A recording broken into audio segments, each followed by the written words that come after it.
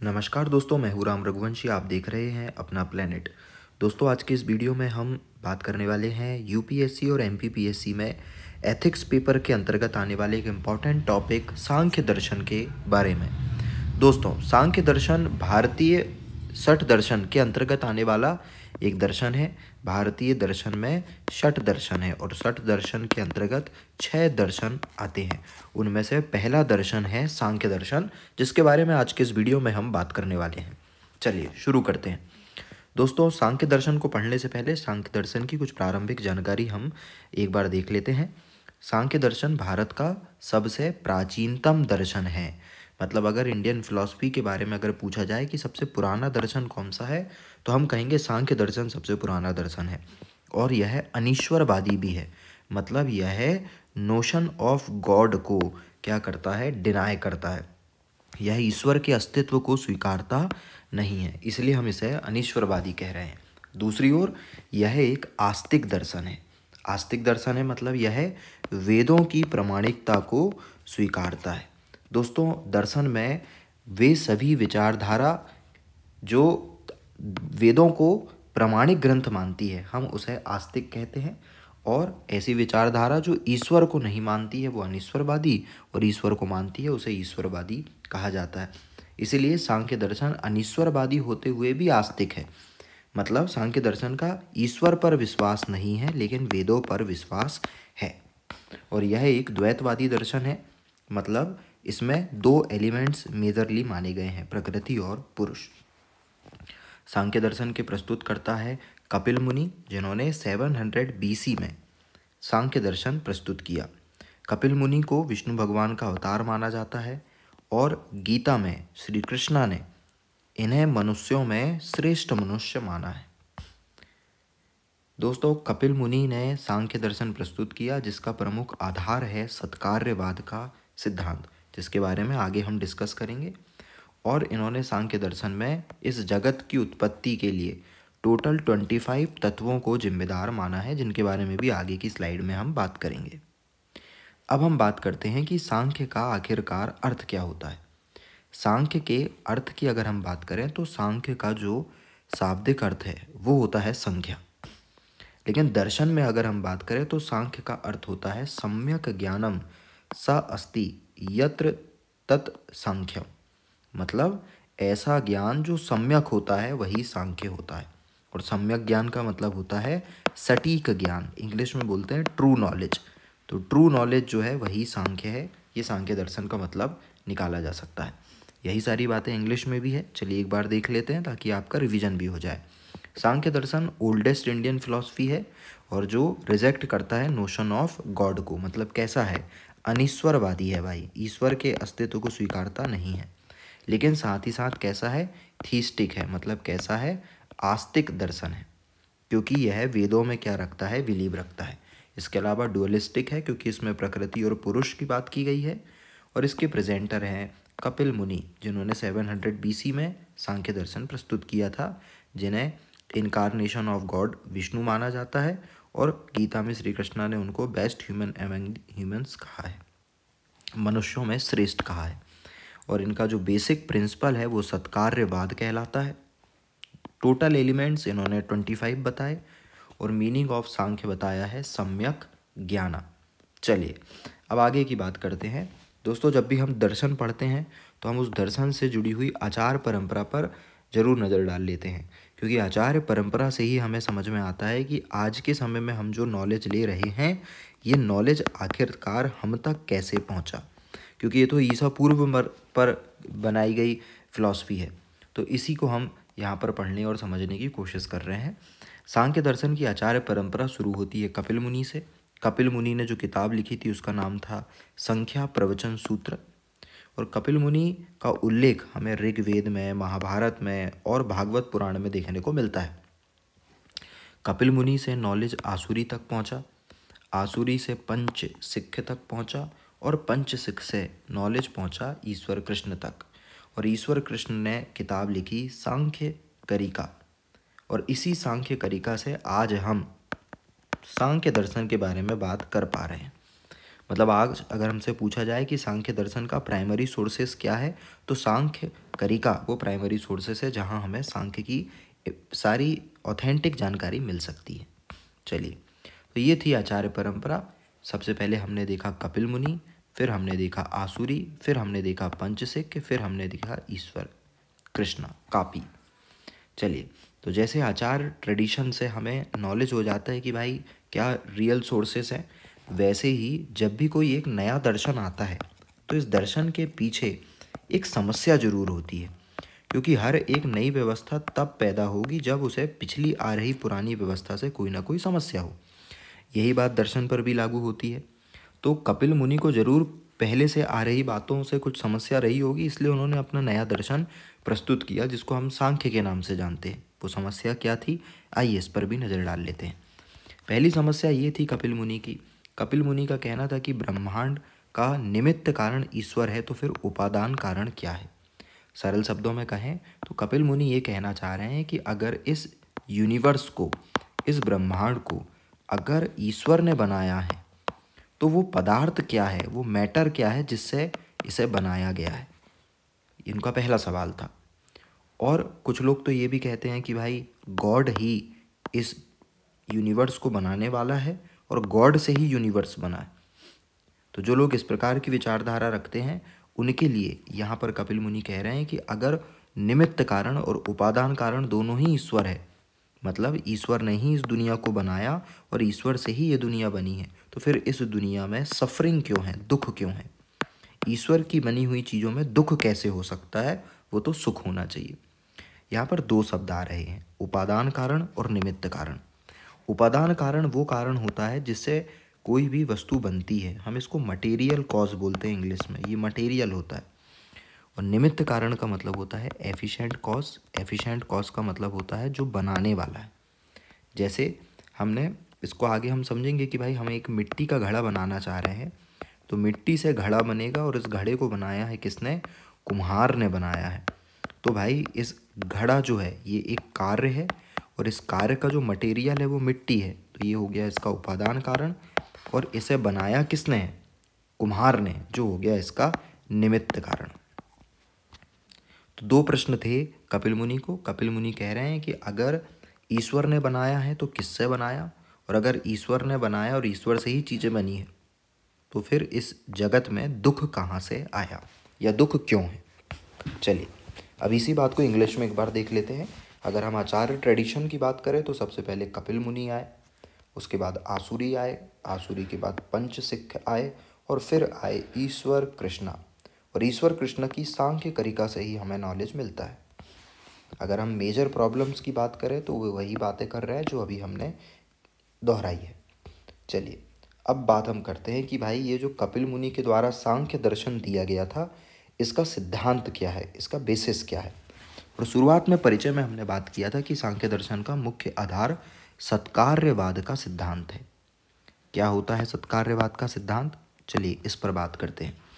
दोस्तों, सत्कार्यवाद का एक और नाम है जिसे कहा जाता है कार्य कारणवाद या संबंधवाद, क्योंकि यह किसी भी कार्य और उस कार्य के पीछे के कारण के बीच में संबंध बताता है, इसलिए हम इसे कार्य कारणवाद या संबंधवाद या सत्कार्यवाद भी बोलते हैं। सांख्य दर्शन के अनुसार हर एक कार्य के पीछे एक कारण जरूर होता है। सांख्य दर्शन क्या बोल रहा है, हर एक कार्य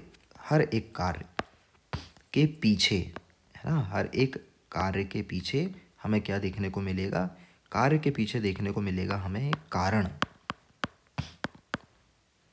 मतलब कारण पहले मौजूद था, तब इस कारण से क्या पैदा हुआ, कार्य पैदा हुआ।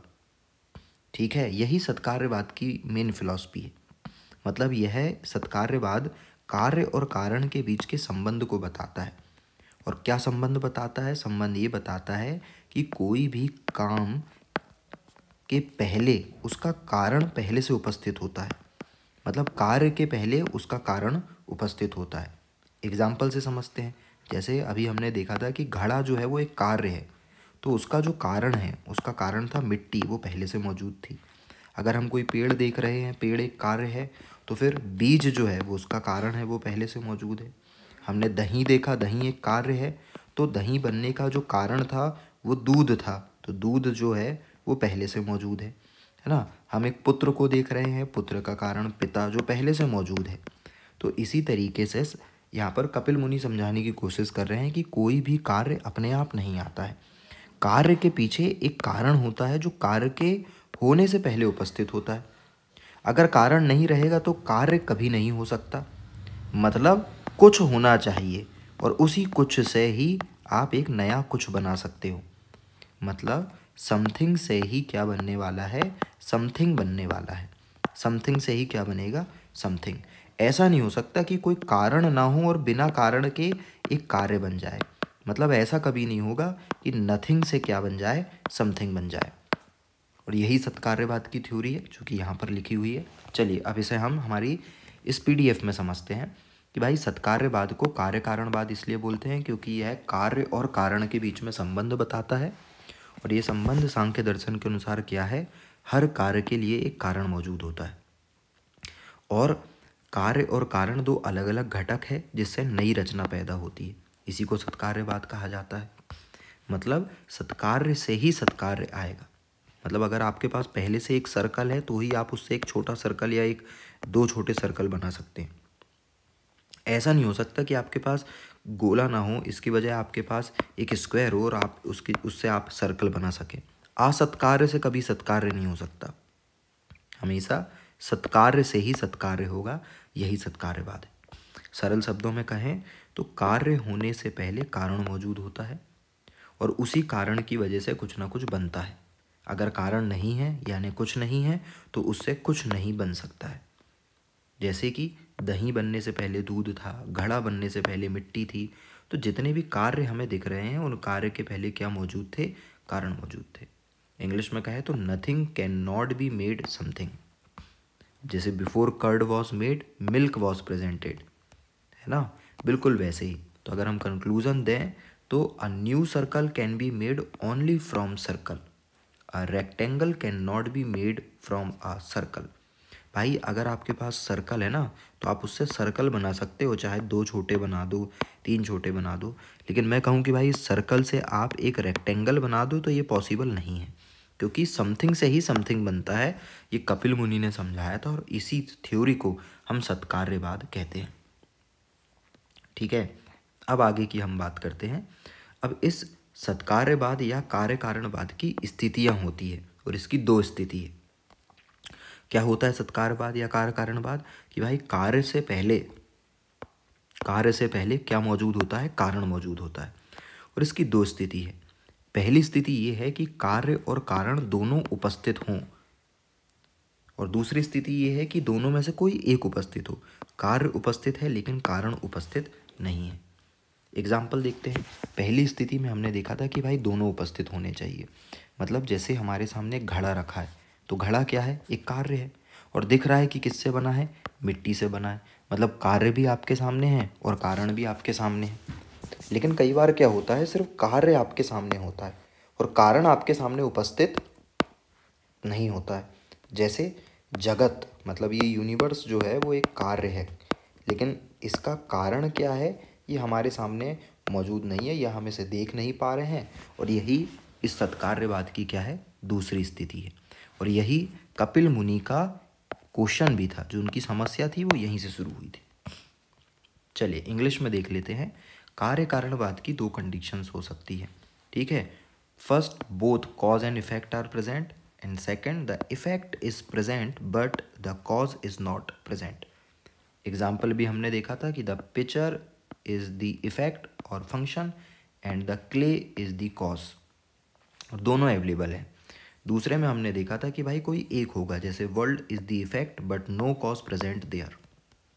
तो हम सब अनुमान लगाते हैं कि भाई ये जो जगत बना, ये यूनिवर्स बना, वो कैसे बना, जो कि मैंने आपको ऑलरेडी समझा चुका है दर्शन के स्वरूप वाले लेक्चर में, जो कि इससे एक पहले का लेक्चर है। अगर आपने वो लेक्चर नहीं देखा है और आपको नहीं समझ में आ रहा है कि भाई जगत कैसे काम करता है, तो आप इस वीडियो के बाद दर्शन के स्वरूप के उस वीडियो को देखिएगा ताकि आप एक बेहतर अंडरस्टैंडिंग डेवलप कर पाएँ। चलिए अब आगे की बात करते हैं। दोस्तों अब हम बात करते हैं कि आखिरकार सांख्य दर्शन का आधार क्या है। सांख्य दर्शन के 2 आधार हैं। पहला है बंधन मतलब बॉन्डेज, और दूसरा है मोक्ष मतलब लिबरेशन। बंधन और मोक्ष, अगर हमने इन दोनों चीज़ों को समझ लिया तो हमें समझ में आ जाएगा कि आखिरकार सांख्य में कपिल मुनि क्या बताने की कोशिश कर रहे हैं या उनकी फिलॉसफी जो है वो क्या कहती है। चलिए एक एक करके बात करते हैं। बंधन क्या होता है? बंधन सांख्य दर्शन का पहला आधार है और इसके अनुसार दो तत्व होते हैं। अभी हमने बात की थी कि भाई ये डुअलिस्टिक है, द्वैतवादी दर्शन है। उन्होंने कहा दो तत्व होते हैं, पहला होता है प्रकृति, दूसरा होता है पुरुष।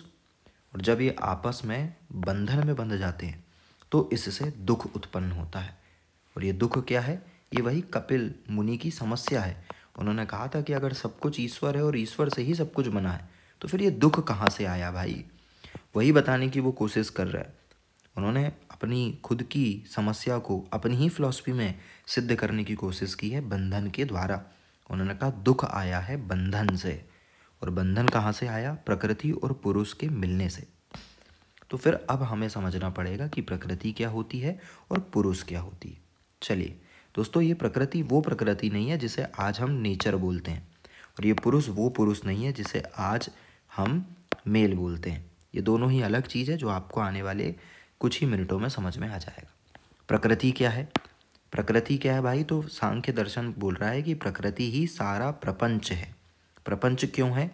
क्योंकि प्रकृति से ही सब कुछ बना है, और जिससे सब कुछ बनता है उसे कहा जाता है उपादान कारण। क्या कहा जाता है? उपादान कारण कहा जाता है। इसीलिए कपिल मुनि बता रहे हैं कि प्रकृति ही सबसे बड़ा प्रपंच है। और कैसी होती है प्रकृति? जड़ होती है। जड़ मतलब इननेट होती है, इसमें चेतना नहीं होती, ठीक है। लेकिन इसके पास अनंत शक्ति है, पावर बहुत है इसके पास, लेकिन कुछ कर नहीं सकती क्योंकि चेतना नहीं है। बहुत सारी संभावनाएं हैं क्योंकि बहुत शक्ति है तो पॉसिबिलिटी बहुत है, लेकिन ये उसको व्यक्त नहीं कर सकती, ठीक है। क्यों नहीं कर सकती? क्योंकि भाई अभी हमने देखा कि ये जो प्रकृति है ये कैसी है? अचेतन है, अचेत है भाई। भले इसके पास इन्फिनाइट पावर है, पॉसिबिलिटीज़ भी है, लेकिन बिना चेतना के क्या करेंगे इन सब चीज़ों का। अब दूसरी बातों पर हम चलते हैं, लेकिन उसके पहले समझते हैं कि भाई आखिरकार प्रकृति कैसे उपादान और निमित्त कारण है। देखिए, सांख्य दर्शन ने कहा था कि भैया सांख्य दर्शन एक अनिश्वरवादी दर्शन है, मतलब यह है ईश्वर के अस्तित्व को स्वीकारता नहीं है। और अभी हमने देखा कि भैया ये जो पूरी की पूरी दुनिया है उसका मटेरियल कॉज क्या है? प्रकृति। और यहाँ पर कपिल मुनि ये भी कह रहे हैं कि जो कुछ भी बना है वो किसने बनाया है? प्रकृति ने ही बनाया है। इसलिए प्रकृति मटेरियल कॉज भी है और साथ में एफिशिएंट कॉज भी है।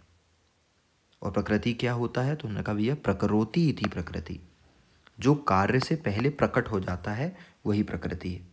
हम इसको शब्द से भी समझ सकते हैं, प्राधान्यकृति मतलब जो कार्य से पहले उपस्थित हो वो प्रकृति होता है। मतलब इस दुनिया में जो कुछ भी आया उसके पहले जो मूल कारण मौजूद था वो प्रकृति था, मतलब वो उपादान कारण था।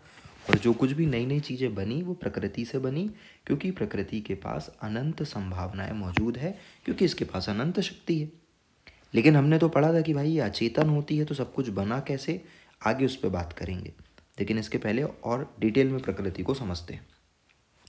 कपिल मुनि प्रकृति के गुणों के बारे में भी बात करते हैं। वो कहते हैं कि भाई प्रकृति के अंदर 3 विशेष गुण होते हैं, सत, रज और तम। अब ये उन्हें कैसे पता चला? कपिल मुनि ने देखा कि इस प्रकृति में 3 विशेषताएं पाई जाती है। प्रकाश है जो कि हर जगह है, और जहाँ नहीं है वहाँ अंधकार है।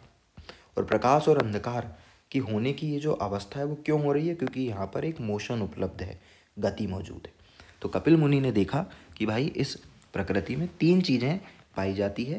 प्रकाश पाया जाता है मतलब लाइट, अंधकार मतलब डार्कनेस, और गति मतलब मोशन।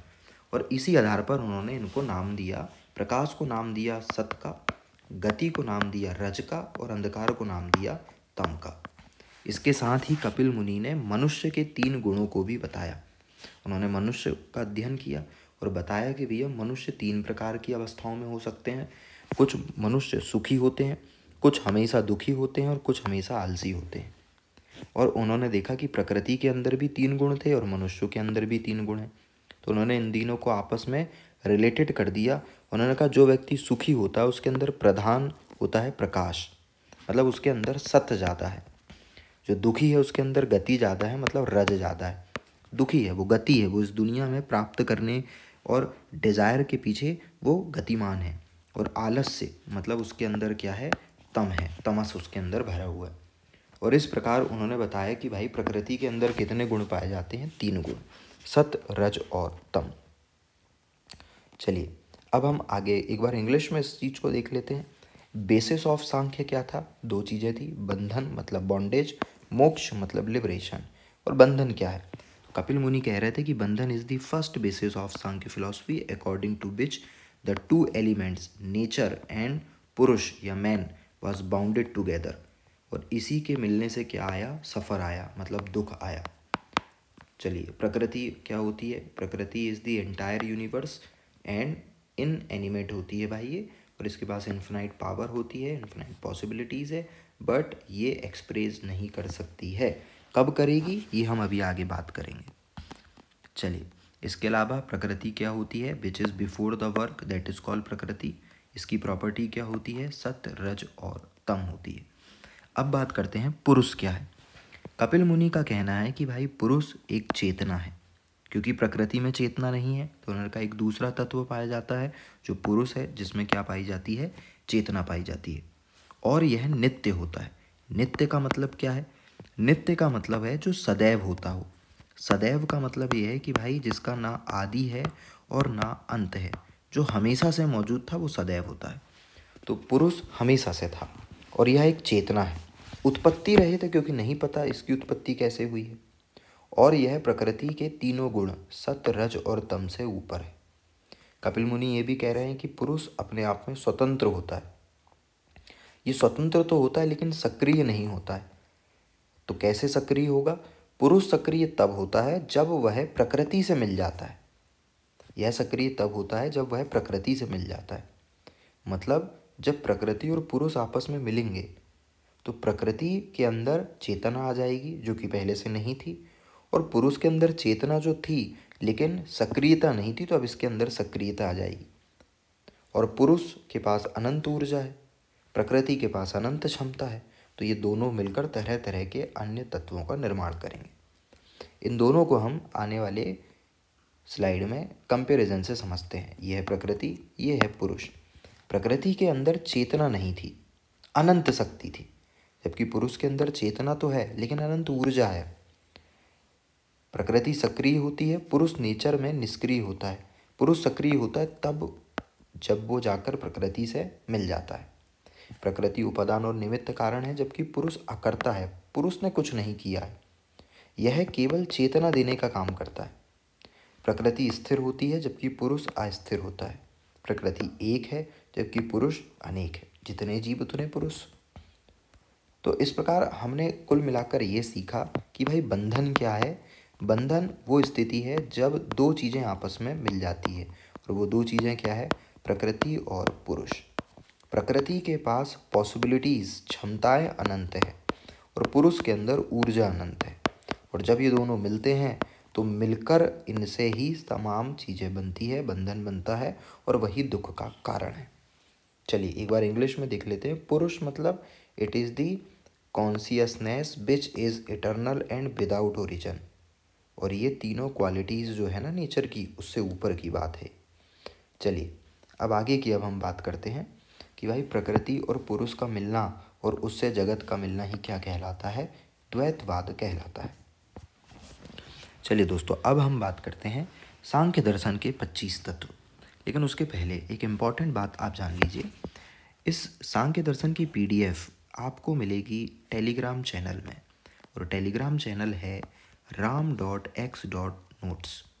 इस टेलीग्राम चैनल की लिंक जो है वो आपको वीडियो के लास्ट में डिस्क्रिप्शन बॉक्स में भी मिल जाएगी और लास्ट में भी मिल जाएगी। तो आप जाइए टेलीग्राम ग्रुप पर और चैनल को ज्वाइन कीजिए, और इस PDF को डाउनलोड कर इसे कम से कम 2 बार पढ़िए, तब जाकर आप सत्कार्यवाद और तमाम चीज़ों को अच्छे से समझ पाएंगे। चलिए अब आगे चलते हैं। सांख्य दर्शन के 25 तत्व कौन से हैं। हमने परिचय में देखा था कि सांख्य दर्शन में 25 एलिमेंट्स का वर्णन किया गया है, और सांख्य दर्शन ये कहता है कि ये जो यूनिवर्स बना है वो इन्हीं 25 एलिमेंट्स से बना है। और ये 25 एलिमेंट्स कहाँ से आए हैं? प्रकृति और पुरुष से आए।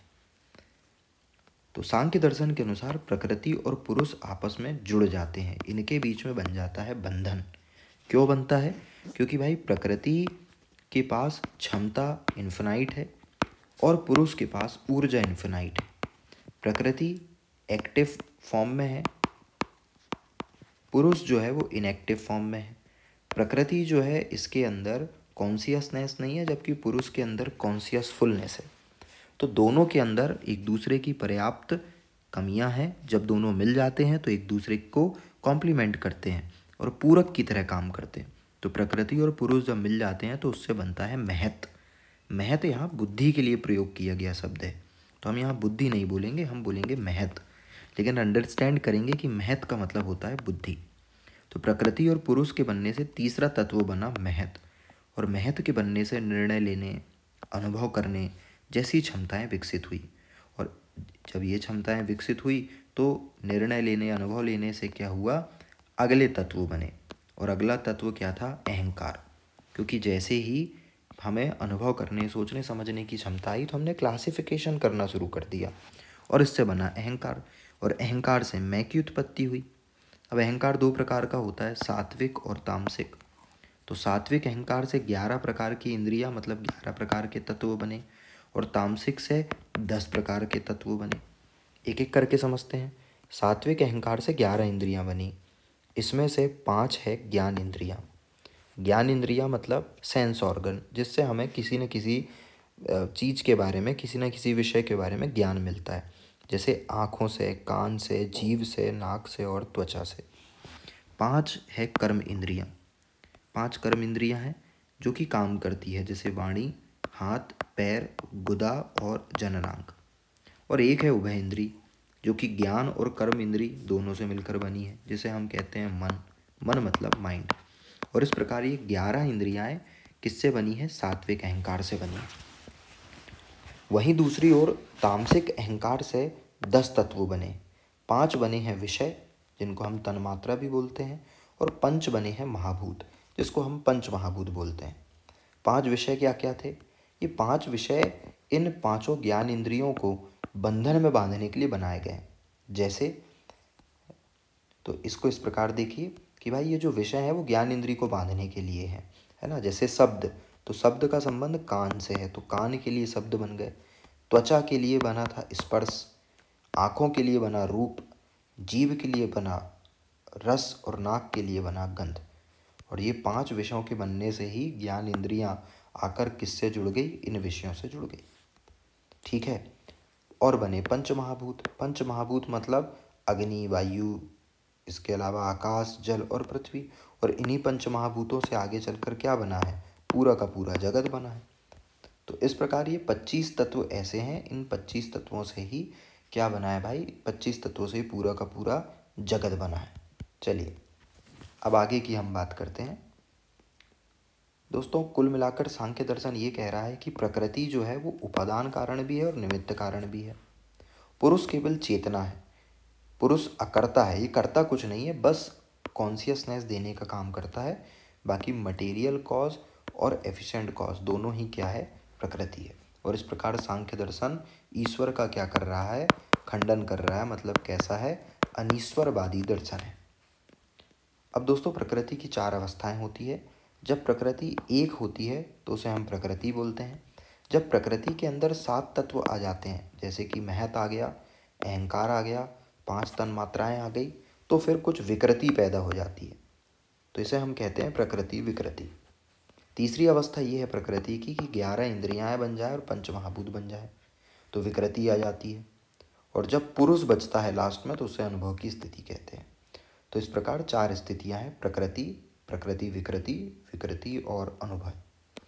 चलिए दोस्तों, सेम यही बातें जो है वो इंग्लिश में लिखी हुई है, जो कि आप PDF डाउनलोड कर एक बार रीड कर लीजिएगा। अब हम फाइनली वहाँ पर पहुँच गए हैं जो कि कपिल मुनि की मूल समस्या थी। कपिल मुनि की समस्या ये थी कि अगर सब कुछ ईश्वर ने बनाया है और सब कुछ ईश्वर से ही बना है तो दुख क्यों है। तो उन्होंने समझाया कि भाई ब्रह्मांड में दुख का जो मूल कारण है वो बंधन है, और बंधन प्रकृति और पुरुष के मिलने से हुआ। और आगे चलकर इसी बंधन से महत मतलब बुद्धि बनी, बुद्धि से अहंकार बना, और अहंकार से फिर इंद्रियां बनी, विषय बने, और भी तरह तरह की चीज़ें बनी। और जब प्रकृति और पुरुष आपस में जुड़ गए तो सारी चीज़ें आपस में जुड़ गई, और उससे क्या बना? दुख बना। तो दुख तो समझ में आ गया कि भाई जब प्रकृति और पुरुष एक दूसरे से मिल जाते हैं तो वो बंधन कहलाता है, और बंधन से दुख पैदा होता है। ठीक है, लेकिन अब बात ये है कि दुख को कैसे दूर करें। तो यहाँ सांख्य दर्शन कहता है कि भाई दुख का एक ही तरीका है, वो है मोक्ष। और मोक्ष कैसे मिलेगा? मोक्ष तब मिलेगा जब आप इस बंधन को तोड़ दोगे। और बंधन को कैसे तोड़ेंगे? जब प्रकृति और पुरुष एक दूसरे से अलग हो जाएंगे। और उसी को हम कहते हैं कि भाई मृत्यु चक्र से क्या मिल गई है? मुक्ति मिल गई है। तो कुल मिलाकर दुख का निवारण मोक्ष, मोक्ष का निवारण बंधन, बंधन का निवारण प्रकृति पुरुष, प्रकृति पुरुष के बाद अगर कोई अपॉर्चुनिटी रही तो फिर वह सामने आ जाती है, जिसे हम कहते हैं दुख। अब यही बातें इंग्लिश में लिखी हुई है कि भाई दुख जो है वो रूट कॉज ऑफ सफरिंग है, जो कि यूनिवर्स में बॉन्ड और बंधन से बना है। और ये रिलेशनशिप है प्रकृति और पुरुष के बीच में। इस पीडीएफ को डाउनलोड करके आप इंग्लिश में ज़रूर एक बार पढ़ लीजिएगा।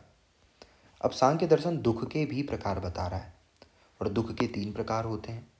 अगर दुख शारीरिक और मानसिक हो रहा है तो हम इसे स्पिरिचुअल सॉरो या आध्यात्मिक दुख कहते हैं। अगर दुख पशु पक्षी या मनुष्य के द्वारा हो रहा है तो हम इसे अधिभौतिक या मेटाफिजिकल सॉरो कहते हैं। और यक्ष राक्षस या ग्रहों के द्वारा हो रहा है तो हम इसे सुपर नेचुरल या अधिदैविक दुख कहते हैं। चलिए दोस्तों, अब लास्ट हम बात करते हैं सांख्य दर्शन का आखिरकार योगदान क्या रहा है भारतीय दर्शन में। दोस्तों, सांख्य दर्शन अपने आप में एक महत्वपूर्ण दर्शन है, क्योंकि यह भारतीय सठ दर्शन का सबसे पहला दर्शन है। और यह एक सिद्धांत पर आधारित है, जिस सिद्धांत को कहते हैं सत्कार्यवाद, जो कि कार्य और कारण के बीच में संबंध को बताता है। दूसरा, यह द्वैतवादी है, जो प्रकृति और पुरुष के द्वारा बंधन और मोक्ष की अवधारणा को समझा पाता है। इसमें 25 तत्वों का वर्णन है, जिससे यूनिवर्स की उत्पत्ति क्लियर हो पा रही है। इसके अलावा इसी दर्शन से आगे चलकर जैन धर्म का प्रमुख जो सिद्धांत है स्यादवाद, वो हमें देखने को मिलेगा।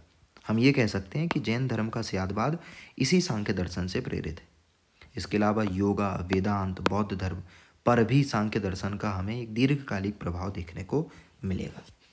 तो दोस्तों, ये था हमारा सांख्य दर्शन, और सांख्य दर्शन सठ दर्शन का पहला दर्शन है। इसके अलावा सठ दर्शन में अन्य 5 दर्शन और है, जिसके बारे में आने वाली वीडियोस पे हम बात करेंगे। आज की इस क्लास में हम हमारी पढ़ाई यहीं ख़त्म कर रहे हैं। आप इसकी PDF ram.x.note से डाउनलोड कर लीजिएगा और उसे कम से कम 2 बार पढ़िएगा। चलिए, हम मिलते रहेंगे। धन्यवाद।